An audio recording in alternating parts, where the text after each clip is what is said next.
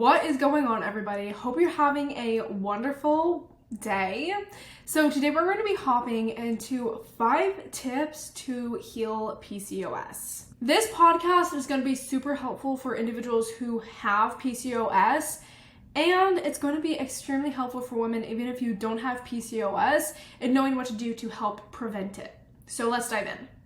Welcome to the Relentless Pursuit podcast. I'm your host, Rachel Vassar, an online strength and functional nutrition coach, helping high-achieving women optimize their metabolism to get strong, lean, and healthy while healing their gut, hormones, and mindset. In these short episodes, you'll learn how to build a relentless mindset, feel your body properly, train smart, optimize your lifestyle, and create a sustainable routine to heal your body and see incredible results that last. Whether you're new to the gym, need to heal your body from weight loss resistance, or just want to level up your routine, I'm your girl. So grab a cup of coffee and get cozy. Let's dive in. Now, kicking this off, I want to talk about what PCOS is.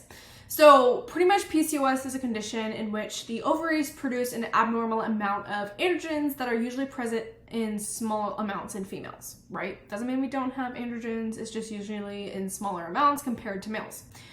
Now, a significant portion of women have PCOS nowadays, especially in developed countries, but there's something that's really important to understand. This isn't new, okay? In fact, what is now called PCOS has been around for centuries. It's actually a survival mechanism that has evolved to keep women healthy and survive difficult winters or famines. However, due to the strains that modern lifestyle puts on our bodies and constant availability to food, PCOS naturally develops, but it doesn't resolve itself like it used to. So common symptoms include irregular periods, excessive hair growth, weight gain, hair loss, oily skin, acne, etc., just to name a few. Now, PCOS is largely caused or exacerbated by lack of sun exposure, circadian rhythm disruptions, insulin resistance, inflammation, environmental toxins, low SHBG or sex hormone binding globulin, and a flipped ratio of 3:1 between LH and FSH, which typically causes what you may know as the string of pearls or that line of cysts that doctors will find on your ovaries. So now that you know what PCOS is, what causes PCOS, let's talk about what to do to prevent PCOS. We're going to be diving into very important tips. Now, the first tip to heal PCOS or prevent PCOS is to get 6 to 9 servings of vegetables every single day. I know this seems like a huge number of veggies, but 1 serving of non-leafy vegetables equals about half a cup, and 1 serving of leafy greens is about one cup, right?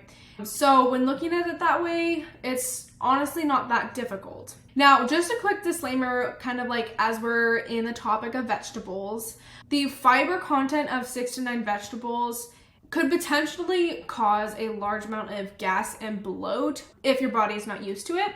So to prevent this, I recommend cooking at least half your vegetables to make it easier to digest, at least until your body is used to the additional fiber. And then just be mindful of high FODMAP vegetables because those can cause a little bit more gas and bloating.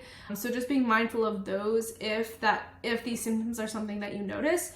But the reason that getting enough vegetables in is important is not only because of the fiber, which can help reduce inflammation, stabilize your blood sugar, and improve your gut health, but vegetables are also really important in getting enough micronutrients in your body, which helps fuel your body properly, which helps regulate your hormones, and can also help just the overall functioning of your body. Now, the second tip, all right, is get morning sun exposure on the skin.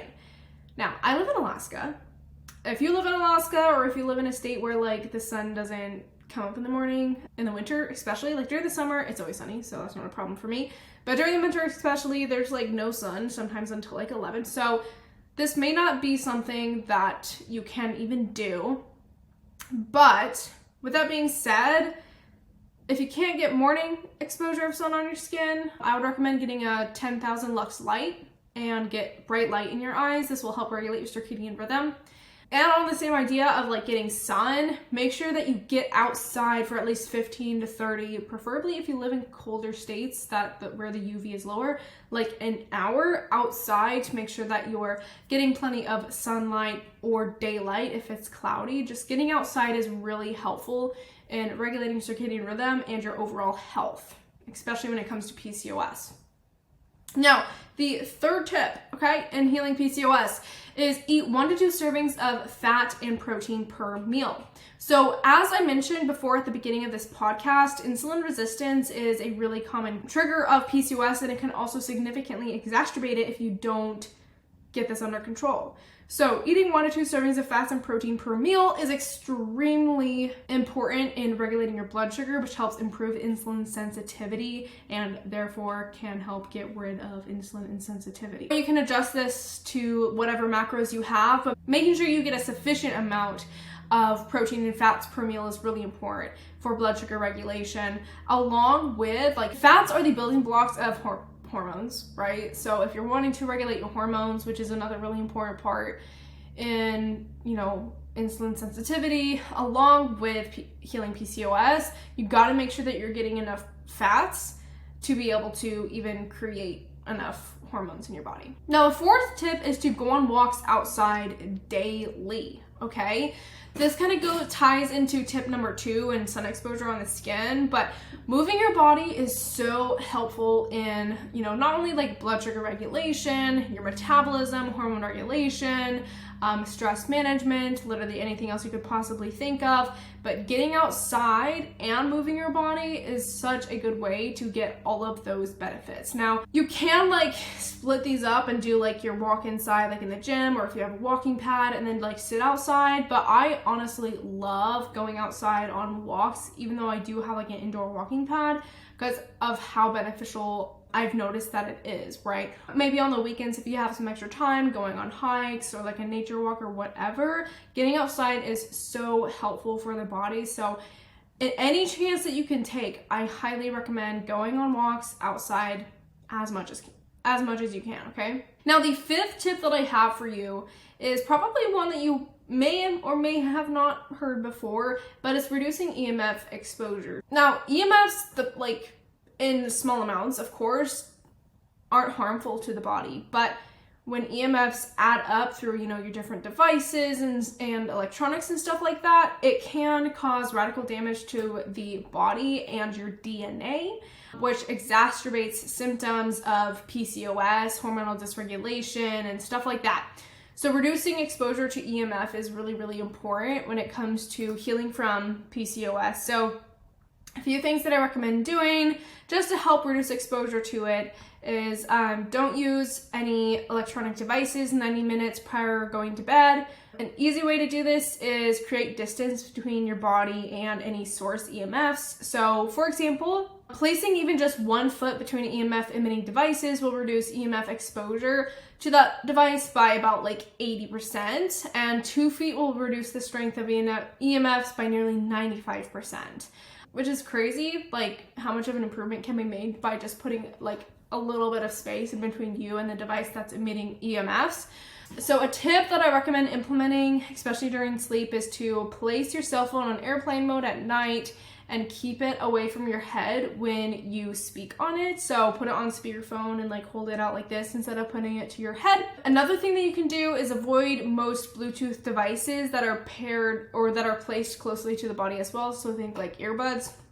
Now, I personally use earbuds. This is just something that's a non-negotiable for me.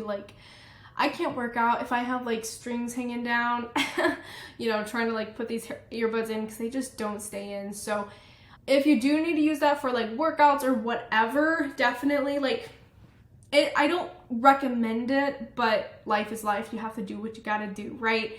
But try to limit the use as much as possible, and if you can, maybe try to use devices with wires instead of Bluetooth, okay? Now, the next thing that you can do is keep your laptop off your lap. So pretty interesting. Laptops that you use on your lap can contribute to higher rates of infertility versus desk placement because it can interfere with the healthy functioning of our DNA, as I mentioned when I first got into EMFs. So just keeping your laptop on your desk can be really helpful in reducing exposure to EMFs, okay? Another thing that you can do that has been shown to be helpful is investing in EMF absorbing plants like aloe vera, cacti, succulents, snake plants, airplane plants, because these have been shown to absorb EMFs and they require very little maintenance. The amount of EMFs that these absorbed I don't 100% know. I've just learned that it is really helpful in reducing exposure to EMFs, and who doesn't love plants? So those are a few tips to help reduce EMF exposure. An amazing way also is to use grounding techniques in the summer. So just go outside on the ground, take your shoes off, whatever, and just like walk around or sit or whatever on the ground. This is like funny for me to talk about because some people will listen to this and be like, what? But the earth will actually absorb EMFs from your body because everything is an electrical impulse, right? So the earth will actually absorb EMFs from your body to help unload the EMF load that your body absorbs throughout the day and stuff like that. So if it's summer where you are right now, go outside, put your feet on solid ground. So those are the 5 tips to heal from PCOS. Now, if you struggle with PCOS or if you think you may have PCOS, girl, I can help you with this. So if you want to learn more about how I can support you in your healing journey through PCOS, then message me on Instagram at Rachel's Fitness LLC, the word PCOS, or you can go to the link below to apply to work with me. We'll learn more about your goals, what we need to do to heal your body and achieve your goals, and see if we're the right fit to work together. Talk soon. Thanks for listening to another episode of the Relentless Pursuit podcast. If you enjoyed this episode, be sure to follow for more. If you have a question, feel free to shoot me a DM on my Instagram at Rachel's Fitness LLC with 2 A's. Until next time, be relentless.